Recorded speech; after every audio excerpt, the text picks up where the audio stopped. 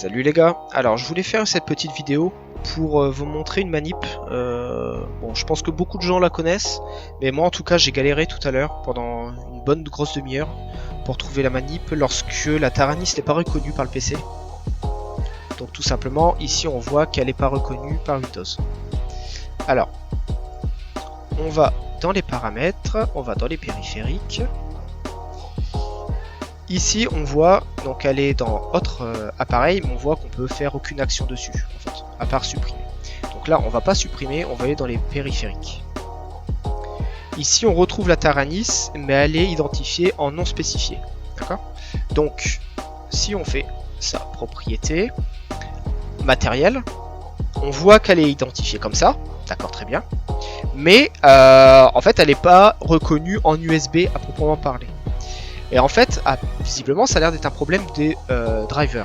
Donc, pour faire propriété, ici, si on fait pilote, en fait, on peut pas mettre à jour les drivers.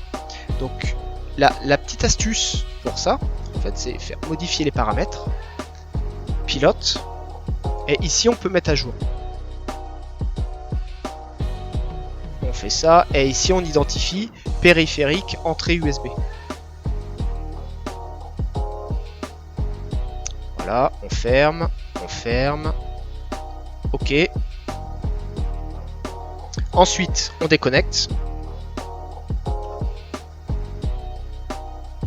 Et on reconnecte. En fait, ça va réinitialiser le signal. Et donc là, ici, on voit que la Taranis est reconnue comme une manette normale. Et donc maintenant, si on va ici, on voit qu'elle est reconnue, et si on fait propriété, on voit que en fait ça fonctionne parfaitement. Voilà, alors je sais que cette solution est présente sur internet déjà depuis un moment, mais moi en tout cas vu que j'ai galéré, je me dis peut-être que ça peut servir à quelqu'un. Et en tout cas moi, si j'ai de nouveau ce problème là dans quelques mois, au moins je sais que je la retrouverai facilement sur ma chaîne et je resuivrai le process. Voilà, j'espère que ça vous servira. Allez, à la prochaine, salut!